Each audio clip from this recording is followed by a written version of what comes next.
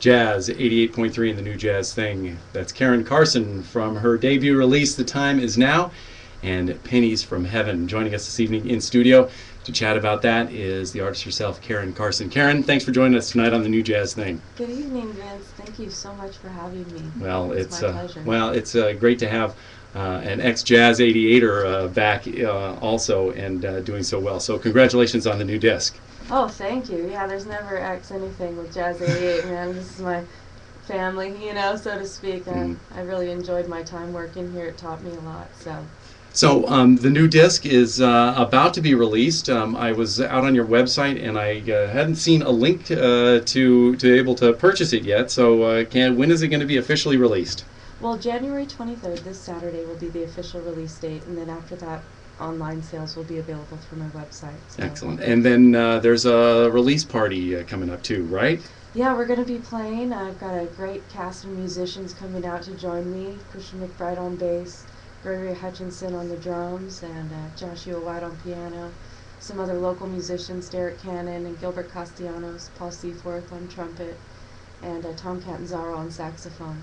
So we're going to have quite a crew of great musicians that evening to celebrate this process, And where is it at and the time on it? Well, we're going to be starting, the doors open at 6. It's at Tango Del Rey near Pacific Beach. And we have a 7:30 show and a 9:30 show. So there's 2 separate shows. You can come to one or both, and that way it works for your schedule. And are CDs, are the discs going to be Yes. for sale there? Yes, they'll definitely be available. And they're available if you purchase tickets for the concert online. You can also purchase your album in advance for a discount. So excellent. Yeah. Well, good. It sounds like you got the marketing part of that whole thing down too. So. All right. That's great. I'm trying. Well, so let's talk a little bit about the music on the disc. We were just listening to Pennies from Heaven, and you mentioned the great Christian McBride, who played bass on this. How did you hook up with someone like Christian McBride? Years ago, I used to attend a lot of IAJE conferences, and that's where I got a lot of my knowledge of the jazz industry and the musicians in it. Got to see some really legendary musicians. And through a friend of mine, his name's Tim Orr, he was affiliated with the Brubeck Institute and now is at the Monterey Jazz Festival. And we kind of started talking at one of the booths, and Christian happened to be the artist in residence. So I met Christian through Tim, and then he and I started talking when I was working at the radio station, actually. He came to San Diego with Pat Metheny and wanted to find out more information about the local clubs and the scene and, what was going on in San Diego. So he could bring his band through. So he was preparing the tour for the Christian McBride band at the time. And so we linked up and started talking about music and have just continued to be friends. And it's been a great honor to have him work with me. And as a mentor, really, he's taught me a lot about music. So. Well, I was looking at the disc and some information about it, and it looks like it was recorded back in 2007. Is that correct? Yeah, we recorded it at Signature Sound on April 2nd, and then we did a live recording April 3rd. And so I had a little bit of both. Not having worked a lot in the studio and having been on stage a lot, throughout my years of performing, I was more comfortable in a setting with a live audience. So I thought, well, I'll take my chances and have one of each to choose from. I ended up using mostly the studio tracks, but it was, 2007. So since then, a lot of time and finances have passed. And, I really feel blessed that even now with the current state of the economy that I'm able to have the resources to get this project finished and out there. So what were you trying to do? Did you have just a set of songs that you wanted to play, or were you trying to go for a particular thing with this disc? Well, I've always been really into programming and tribute concerts. I really like to dive into each particular artist and find out not only what the music is about, but what they were about as a person, because it helps you understand the music too a little bit more and what was happening at that current time.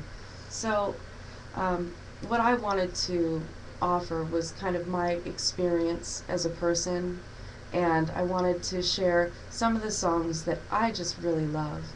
and wanted to put that together in a collection that kind of said something about who I am as a person. And when people hear that, they'll know it's like, oh yeah, that's Karin. Well, tell us a little bit about your history then with vocal jazz. Was it something that you grew up listening to, or did you come at it after experience in other music?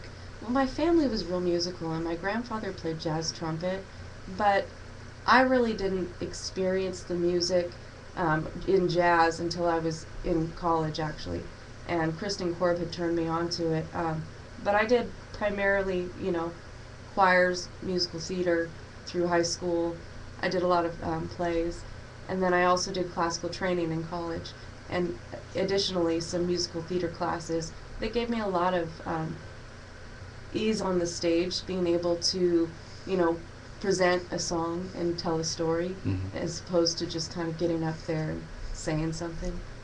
So I think that was really a valuable experience for me. And then when I moved into the jazz genre, I just listened to as much stuff as I could, and everything I could get my hands on, taught me. I did vocal jazz at Grossmont College.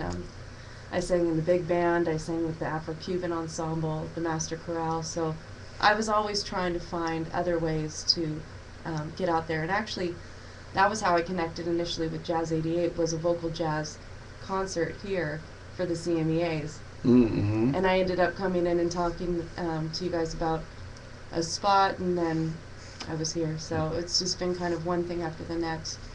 Well, let's play another tune from the disc. And do you have a particular one that you'd like us to play and chat about a little bit? Well, I think I'd like to play Beatrice, and that's a song that I wrote lyrics to, and it's a jazz classic written by Sam Rivers. And I put the music together and sent it to him, and his daughter called me back, and she says, "Hey, I don't know, but he said yes." Oh, really? She's like, "Man, he's been getting lyrics for a long time, so, enjoy it." And so this is a really special song to me. Well, tell us. So what was it about this song that inspired you to put lyrics to it? Right? Well, initially I'd heard it played at a jam session, and I had asked somebody, what is the name of that tune? And then Joshua suggested that I write lyrics to it, and after like a year of battling it out, I finally came up with something that I thought not only fit the tune, but kind of honored the song. So. Well, remind folks where they're going to be able to hear some of this music live.